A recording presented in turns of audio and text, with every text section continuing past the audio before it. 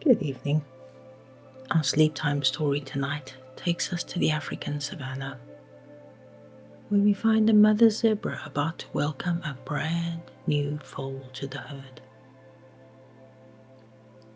I'm truly honored that you have decided to join me tonight to watch him grow up and embrace his destiny.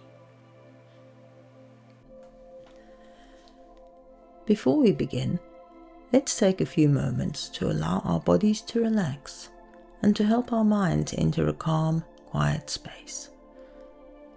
A safe space where the bustle of the day can give way to calmness and tranquility. You have no more demands, nothing to do, and nothing to think about. Trust your subconscious mind to solve any backlog of problems residing in your head while you sleep. For now, you are the priority. This is exclusively your time to unwind. First, find a place in your bed where you are cool and comfortable. Now, turn your mind inwards. Become aware of the feeling of air entering and leaving your body.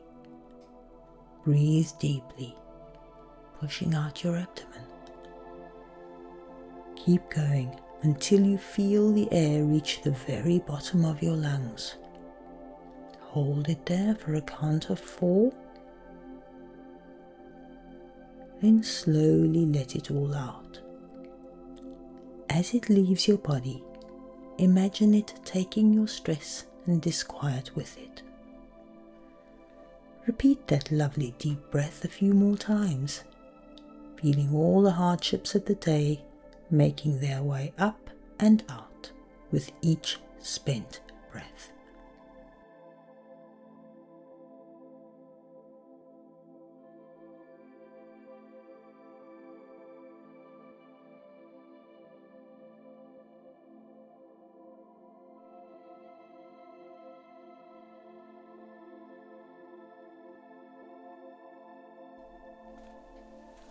Now, return your breath to normal and let's get your body ready.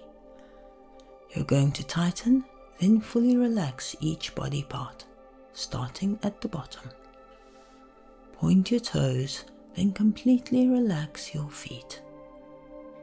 Flex your ankles up tightly, then let them relax fully.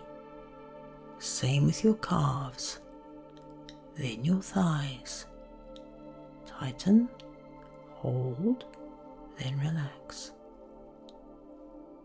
Now your arms. Make a fist in each hand, then let it drop open. Flex the muscles of your forearms tightly, then relax them. Now your upper arms. Pull your shoulders up to your neck. Let them drop away and open up. Feel the muscles of your shoulders and up into the back of your neck, letting go of all their tension. Pull your tummy in toward your spine, then relax it. Finally, pull your shoulders down as far away from your head as you can. Make your neck as long as it will go as you pull your shoulders back to open up your airways. Then relax. And if you have not already done so, now's the time to gently close your eyes.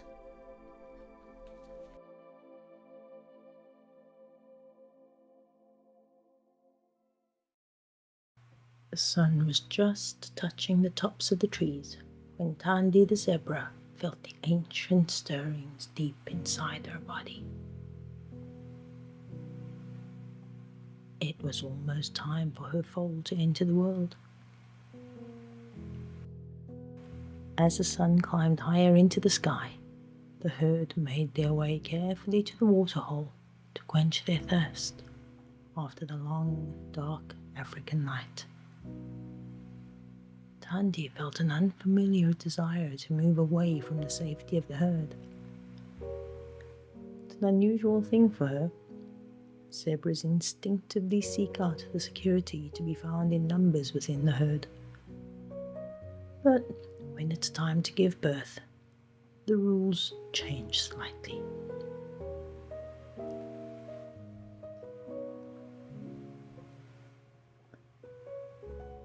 She stood alone in the shade of an acacia tree, a short distance from the herd, while her body did what it had been designed to do. The herd lingered nearby, protecting Tandi with their presence, till her little one made an appearance. A healthy newborn colt had joined the herd. She licked him clean and said to him, "I will call you Punda, the striped one." Punda knew instinctively that his survival would depend on his ability to stand and run as quickly as possible. He struggled to his feet, his long, spindly legs gaining strength and balance, till he could stand steadily enough to nuzzle his mother's belly and experience his first ever meal. Within a few short hours he had fed, dried out, and learnt how to stay close to his mother's flanks. The two of them rejoined the herd, and after a brief meeting with the other zebras, some only a few hours older than him, Punda quickly settled into the routine of sleeping and feeding. That is the way of baby zebras. Punda grew quickly, and in no time at all he had become a playful, confident little boy. He found that there were many other foals in the herd, and they would play and romp together during the long, hot summer days, galloping around and kicking up the dust in great clouds.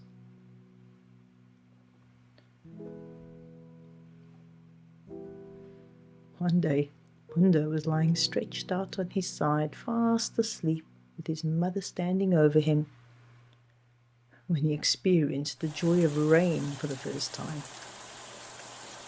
He loved the feeling of the cool water drops splashing onto his coat.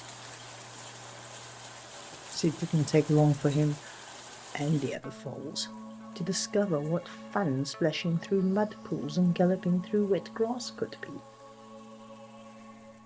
The foal group soon looked like a herd of little donkeys, with mud splattered all over their beautiful striped coats. Naturally being told off by Tandi afterwards and having to stand still while she gave him a thorough bath with her long, soft tongue, well, that wasn't quite as enjoyable.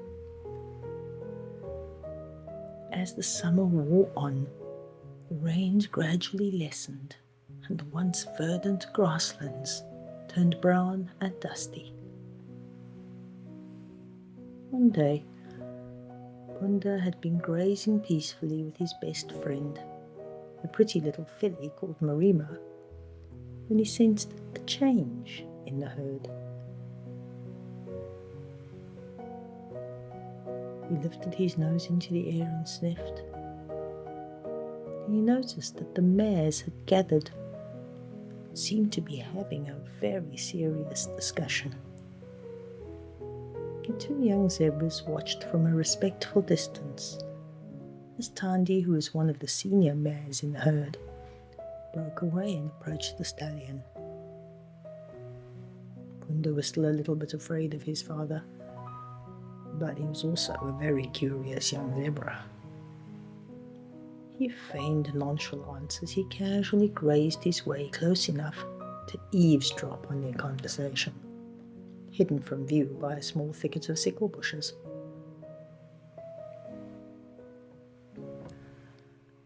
"It won't last much longer, my dear," Punda's mother was saying.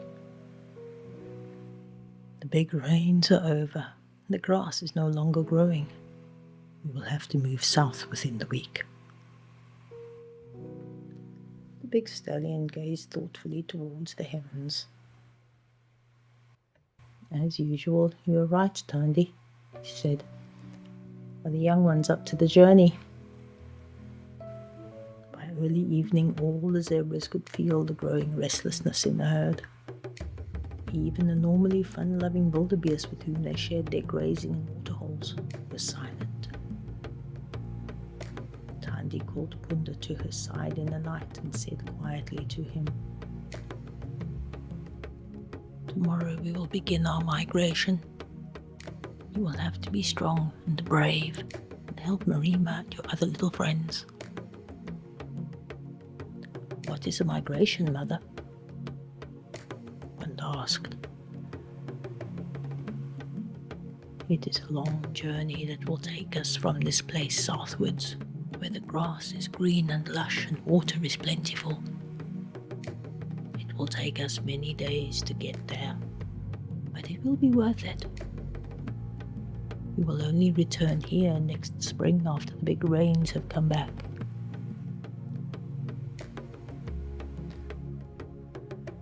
Punda dropped off to sleep with his head on his mother's back. Like horses, zebras often sleep standing up. Tandy did not sleep.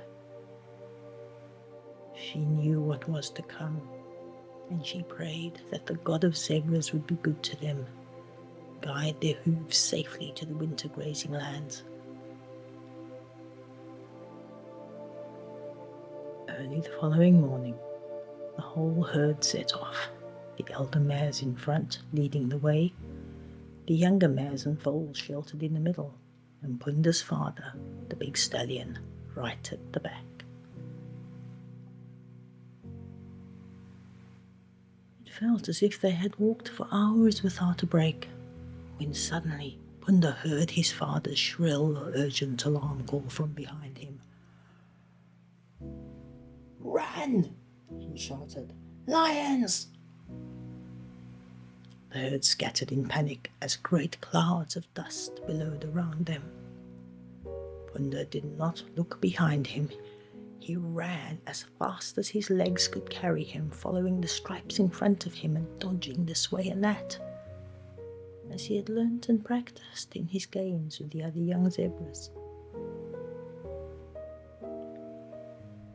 As quickly as it had begun, the chase was over. Slowly, the herd regrouped. There was sadness. An older mare had been taken by the lions. Zebras bowed their heads and respectfully said farewell. There was an understanding that it is the way of the wild, the way it must be.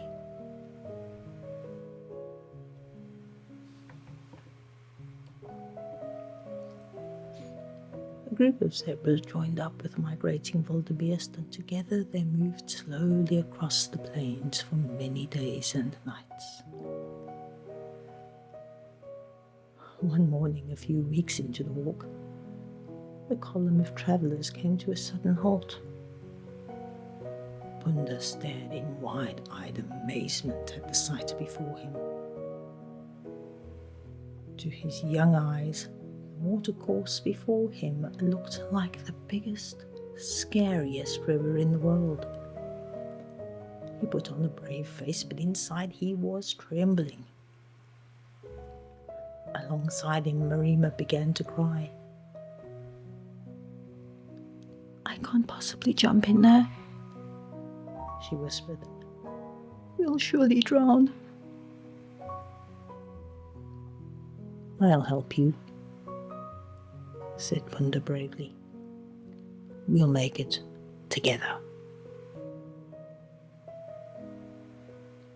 Punda began rounding up all the other young ones. An instinct deep inside him told him to go upstream of the bigger, stronger adults. He took them all a little way up the river to a place that looked a bit shallower. Many of the wildebeest also followed him, which was a good thing, because they all stopped and waited. No one wanted to go first. Punda was born to lead, so it was his instinct to bring up the rear. Eventually, thankfully, it was one of the wildebeest who decided to take the plunge and leap into the river. Punda silently thanked the brave wildebeest as he urged his friend into the rushing water. Soon it was just Marima and him left. He gave her a mighty shove from behind and leaped into the water after her. The current took him by surprise as it swept them downstream towards the line of adult animals. He swam alongside Marima and grabbed a mouthful of her mane. Suddenly, in the water beside him, he saw a huge crocodile. The crocodile made a lunge at him just as he found a foothold on the riverbed and leaped forward, still holding on to Marima. Crocodile grazed his flank with its huge teeth as it leaped out the water. It turned to grab at him again. He reached the opposite bank and with an almighty effort scrambled out of the water. Marima had found a toehold on the bank as well, and she crawled exhausted and panting after him. Afterwards they stood for a long time as night began to fall. Marima licked the graze on Punda's flank while he gently scratched her mane with his teeth until she calmed down. Suddenly he heard his father's voice. "Punda, Punda, where are you?" "Here, Dad," he replied. His father appeared out of the fading light beside him. "Are you all right?" he said. "Your mother is worried about you. You'd better come with me and see her." Punda and Marima moved away from the river with the stallion close behind them. When they reached the herd, Punda was relieved to see that almost everyone was there waiting for him. His mother licked him gently, and he knew that he had not failed her. He turned to look at the stallion for approval and saw the pride shining in his father's eyes. And the following morning, as the sun rose, Punda saw the winter grazing lands for the first time. As far as the eye could see was waving lush grass and the scent of fresh water. Punda had never seen so many animals in one place before. Wildebeest and zebras he'd never met before. Waterbuck resting in the shade of the clumps of acacia trees, while a giraffe family browsed above their heads, their long tongues wrapping around the tiny buffalo thorn leaves with amazing dexterity. Everywhere he looked, there seemed to be groups of impala. "This is a wonderful place," he thought to himself. "We shall be very happy here." The herd stayed on those beautiful, well-watered plains all through the winter months. They joined up with herds from other places. Punda grew bigger and stronger every day. All too soon, it was time to go back to the place where he had been born. Punda and his friends were afraid to make the journey at first. They remembered clearly how big the river had been. Tandy explained to the young zebras that they had to do it. It was their way. Every year they migrated to where food and water was plentiful. Now the big rains had come to the northern lands and the grass was green and lush there once more. When they reached the river this time, Punda was surprised at how much smaller and shallower it seemed. Tandy laughed. "You're much bigger now, Punda," she said. "And the rains have not come to this place yet, so the river is smaller than when we came." Tandy explained to Punda that a full season had passed. It was time for her to give birth to another baby brother or sister for him. He must join the other zebras of his age. Perhaps he'd become strong enough to become a lead stallion himself one day. Punda watched as all the young mares, one by one, gave birth to the next generation of Birchell zebras.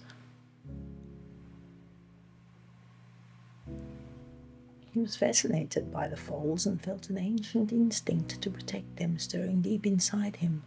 But it was many days before he was allowed close enough to look at the new little arrivals, and many more days before they were big enough to play.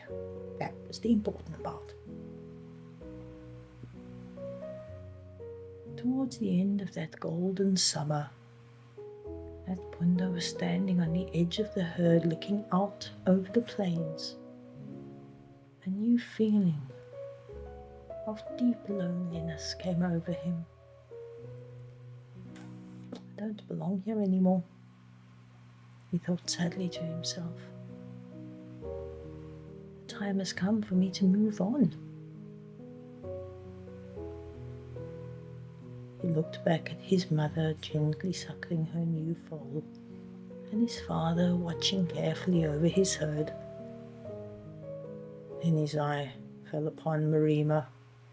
How can I possibly leave her? She's my best friend. Go and speak with her. Perhaps she will trust you enough to come with you. He wandered over to where Marima and a few other piggies were grazing quietly together. She looked over at him and said, Punda, you don't need to say anything. I understand. My friends and I have seen and felt your restlessness. If you will lead us, we will follow you. Punda could not believe his luck. Not only his beautiful Marima, but 7 other fillies too. But what would his father say? He could not just take 8 mares from the herd and go. He had no wish to fight his father, and even less wish to deceive his herd and sneak away in the night. But the drive to separate was strong in him. He saw his father watching him from across the herd, and he knew that the stallion had sensed his intentions. Punda decided it was now or never. Stay here till I return, he told the fillies. I have to speak with my father.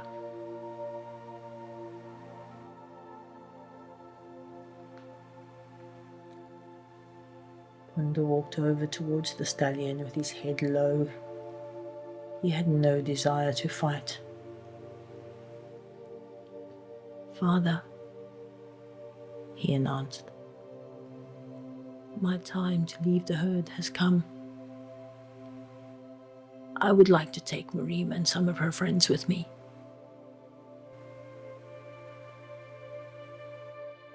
The old stallion circled Punda slowly with his head and tail held high. I have seen the signs, my son, he said. Our ways tell that I should fight you for your mares. But I cannot. You are stronger than me, and you have done me proud. Go with my blessing, Punda. Be strong for your herd and do not forget me. Punda bowed his head even lower to the ground and said, I will never forget you, Father. You have taught me well, and I will carry your spirit with me wherever I go. With that, Punda gathered his fillies together and moved off. He did not know what the future would hold in store for him as he began to sense the transformation within him, the birth of a new herd stallion. He paused on the rise a little way off and looked back towards his father's herd. His mother lifted her head and whinnied a quiet farewell to him. God of zebras, make me brave, wise, and strong like my father before me, he prayed. Then, with a flick of his tail, he turned away and led his herd across the plains into their new life.